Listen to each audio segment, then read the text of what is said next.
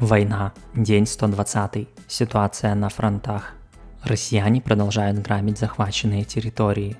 Так, помимо вывоза зерна, металла, сельхозтехники, теперь из района Токмака была вывезена крупнейшая в Украине солнечная электростанция мощностью 50 мегаватт.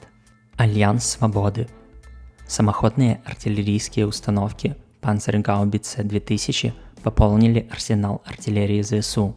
Это уже шестой тип артиллерии калибра 155 мм в Украине. Данные самоходки имеют автоматическую систему заряжания и высокий уровень автоматизации всех систем. Дальность стрельбы до 30 км обычными снарядами. Всего ожидается дивизион из 12 САУ, 7 из которых предоставит Германия и 5 Нидерланды. Воздух. Увеличилось число вылетов украинской авиации. Если в первые месяцы войны их количество составляло 5-10 в день, то вчера только в районе Лисичанска было совершено около 20 авиаударов с помощью Су-24 и Су-25. Восток. Харьков продолжают обстреливать, но пока это еще не артиллерия. Бои продолжаются в районе Терновой и Рубежного. Южнее, в районе Изюма, бои за Богородичное и долину несколько подутихли, и они остаются под контролем Украины. Защитники Северодонецка держатся. Снабжение гарнизона идет, хоть и осложнено. Более того, гарнизон был даже усилен и оперирует ротой танков. Последние были переброшены, чтобы помочь оттеснить россиян от международного аэропорта. Самая тяжелая ситуация на подступах к Лисичанску. Россиянам удалось достигнуть южных окраин города, а также создать якобы окружение Золотого и Горского. И тут данные разнятся. Россияне радостно заявляют о окружении 2000 украинских солдат в этом районе. Но также есть много сообщений и о продолжающихся боях и отводе войск из Мешка, исходя из того, что в украинском обществе отсутствуют панические сообщения от друзей и родственников, переживающих за своих близких, якобы попавших в окружение, что без сомнений бы произошло, как в случае с Мариуполем, ибо украинцы сильно переживают за судьбу своих защитников.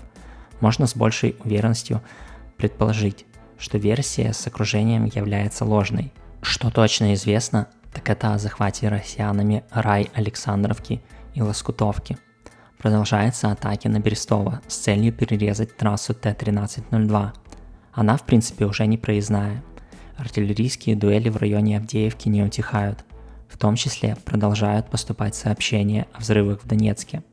На южном фланге о дальнейших продвижениях ЗСУ неизвестно. Юг. Буровая в Черном море продолжает гореть.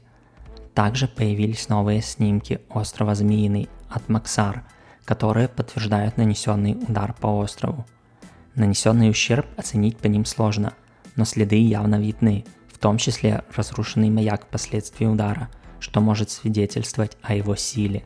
Наступление украинских сил в Херсонской области обрело уже таким количеством слухов и фантазий, вплоть до захода ЗСУ непосредственно в город, а это очевидно является неправдой, что лучше подождать, когда появится официальная информация или же кадры, подтверждающие какие-либо факты. Тут интересно, что украинский генштаб сообщил, что российская армия обстреляла Таврийское, Шевченково, Киселевку, Квитнево и нанесла авиаудар по Белой Крынице, что может свидетельствовать о том, что украинские силы уже в этих населенных пунктах. Киселевка находится в 10 километров от Чернобаевки. Видео сделано на основании отчета австрийского военного аналитика Тома Купера, карт Натана Рассера и карт War Map.